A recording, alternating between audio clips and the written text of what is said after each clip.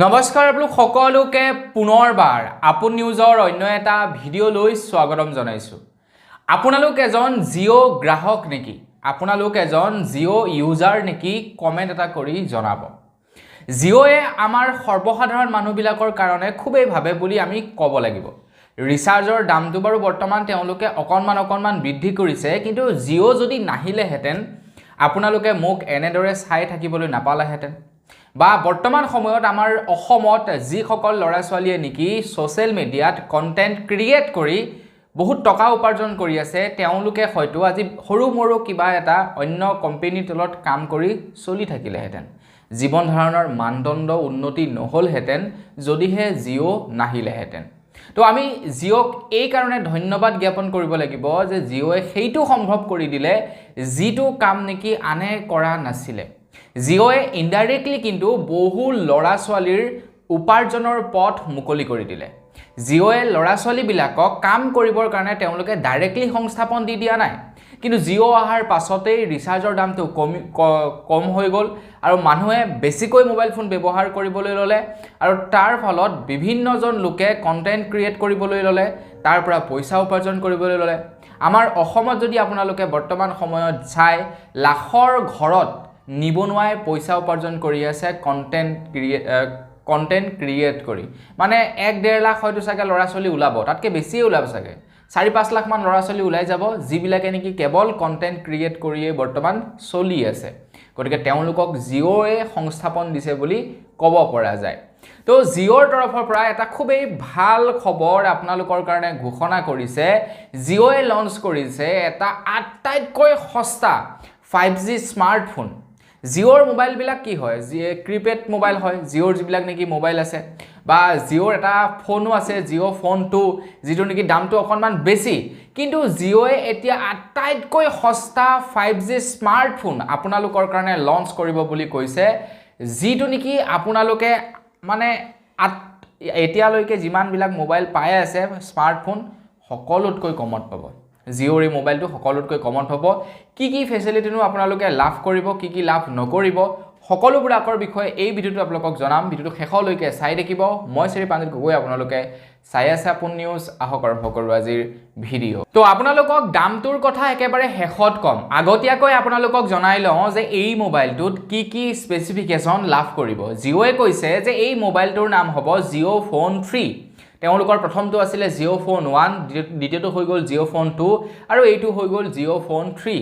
তেওঁলোকৰ 3 নম্বৰটো মোবাইল, যিটো সম্পূৰ্ণ স্মাৰ্টফোন হ'ব, 5G স্মাৰ্টফোন হ'ব। আৰু আটাইতকৈ ভাল কথাটো হৈ গ'ল যে এই মোবাইলটো এণ্ড্ৰইড মোবাইল হ'ব, মানে কিপেড মোবাইল নহয়, Android mobile, screen touch mobile হ'ব জিঅ' ফোন 3টো। তো কি আপোনালোকে ইয়াতে ফেচিলিটি লাভ কৰিব সেইটোৰ বিষয়ে আপোনালোকক এইবাৰ জনাই লওঁ। জিঅ' ফালৰ পৰা কৈছে যে জিঅ' ফোন 3টো হ'ব সম্পূৰ্ণ 5G, যিটো হ'ব এটা স্মাৰ্টফোন, যিটোৰ নেকি ডিছপ্লে হ'ব 5.4 ইঞ্চ, মানে বৰ বিশেষ ডাঙৰ নহ'ব, সৰু এটা মোবাইল হ'ব, য'ত নেকি আপোনালোকে 19 হাৰ্জ ৰিফ্ৰেছ ৰেট লাভ কৰিব বুলি জনাইছে। এতিয়া ৰিফ্ৰেছ ৰেট মানে কি? এতিয়া আমি ধৰি লওক এটা মোবাইলত একেলগতে ছাপ'জ আমি ইউটিউবো চলাই আছোঁ, একেলগতে ছাপ'জ আমি কাৰোবাৰ লগত হোৱাটছএপত কথাও পাতি আছোঁ, ইউটিউবত ভিডিঅ' চাই আছোঁ, হোৱাটছএপত আনফালে কথাও পাতি আছোঁ। এতিয়া ইউটিউবত ভিডিঅ' চাই থাকোঁতে হঠাতে কাৰো মেছেজটো আহিলে, আমি ইউটিউবটো মিনিমাইজ কৰি আকৌ হোৱাটছএপটো খোলোঁ, হয়নে নহয়? তো সেই যিটো নেকি খোলাৰ স্পীডটো, মানে ইউটিউবটো মিনিমাইজ কৰি হোৱাটছএপটো খোলোতে যিকণ টাইম লাগে, সেই টাইমকণ যদি মানে এই যে ৰিফ্ৰেছ ৰেটটো যদি অলপ বেছি হয়, তেতিয়া সেই টাইমটো কমকৈ লাগে। যদি 120 হাৰ্জ ৰিফ্ৰেছ ৰেট হয়, তেতিয়া কি হয়, আৰু কম টাইম লাগে, পূৰা স্মুথ চলে, মানে হেং মৰা নিচিনা নালাগে। তো যিমানেই ৰিফ্ৰেছ ৰেটটো কম হ'ব, সিমানেই কি হ'ব, ইটো এপছৰ পৰা আনটো এপছ খোলোতে অকণমান টাইম লাগিব। গতিকে ইয়াত 90 হাৰ্জ ৰিফ্ৰেছ ৰেট দিছে।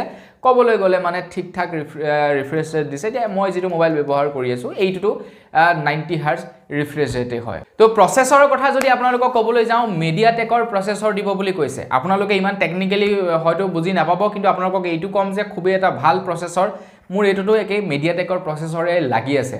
মোবাইলটোৰ দাম তো যিমানেই নহওক সেইটো কম দাম, কিন্তু ইয়াতো মই ব্যৱহাৰ কৰাটো মিডিয়াটেকৰ প্ৰচেছৰে লাগি আছে গতিকতে বেয়া নহয় ভাল প্ৰচেছৰে তেওঁলোকে দিছে এটা কেমেৰাৰ কথা যদি ক'বলৈ যাওঁ তেওঁলোকে কোৱা অনুসৰি মানে খবৰ লোৱা অনুসৰি যেটো নেকি বেক কেমেৰা হেতু 108 মেগাপিক্সেল হ'ব বুলি কৈছে ফ্ৰন্ট কেমেৰাটো 8 মেগাপিক্সেল হ'ব বুলি কৈছে আৰু ভিডিও ৰেকৰ্ড কৰোতে আপোনালোকে 20x জুমিং কেপাসিটি পাব কিন্তু এইচডি ভিডিওহে হ'ব ফুল এইচডি নহয় মানে আমাৰ এই মোবাইল বিলাকত কি হয় 4K পৰ্যন্ত 4K সাপোৰ্ট নকৰে ফুল এইচডি লৈকে সাপোৰ্ট কৰে এই মোবাইলটোত ফুল এইচডি লৈকে সাপোৰ্ট কৰে আজিকালি তো 4K সাপোৰ্ট কৰা মোবাইলো আছে 8K সাপোৰ্ট কৰা মোবাইলো আছে কিন্তু এইটোত ফুল এইচডি সাপোৰ্ট কৰে আৰু তো ফুল এইচডি সবেই সাপোৰ্ট কৰে কিন্তু সেই মোবাইলটোত ফুল এইচডি সাপোৰ্ট নকৰে মাত্ৰ এইচডি হে ভিডিও সাপোৰ্ট কৰিব কৈছে দামটো চাই ভাই অকমান কমটো থাকিবই বাকি জিও ফোন যিমান কেইটা আছে গুটেকেইটা এটা বিশেষ প্ৰবলেম আছে যে অকনমান হ্যাং মাৰে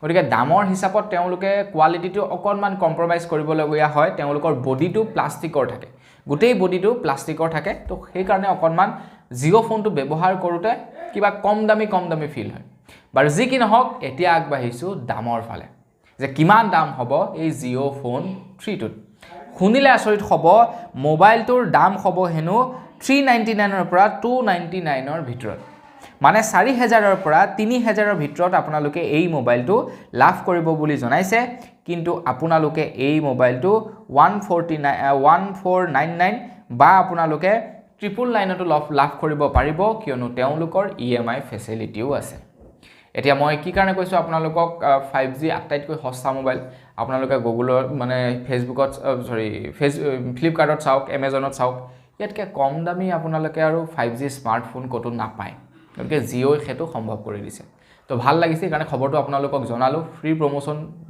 জিও ফালৰ পৰা প্ৰমোশন নিদিয়ে বাৰু যি কি নহওক ফ্ৰী প্ৰমোশন কৰি দিছো এই কাৰণে কলুৱে আপোনালোকক যে বৰ্তমান বহুতো এনেকুৱা লৰা চলি আছে যিবিলাকে বৰ্তমান চলি মেলি খাই আছে কেৱল জিওৰ কাৰণে এটো মানে ইনডাইৰেক্টলি হলেও হেতু সত্য কথা কাৰণ জিও অহাৰ আগলৈকে এয়াৰটেল ভোডাফোন আইডিয়া বিএসএনএল সকলো বিলাক আছিল কিন্তু তেওঁলোকে কম দামত ৰিচাৰ্জ দিয়া নাছিল কিন্তু জিও যেতিয়া মাৰ্কেটত আহিলে তাৰ পাছতহে তেওঁলোকে খেলখন উল্টাই দিলে গতিকে জিয়ে নহওক মুঠতে এইটো ক'ব পাৰি যে জিও অহাৰ পাছত বহুতো নিবনুৱা লৰা ছোৱালীয়ে কৰ্মসংস্থাপন পালে হয় নে নহয় আপোনালোকে হেতু কমেন্ট এটা কৰি জনাব তো আজিৰ ভিডিঅ' দিবানে পুনৰ এটা ভিডিঅ' লগ পোৱাৰ খাইজলো বিদায় মাগিছো ধন্যবাদ জয় অসম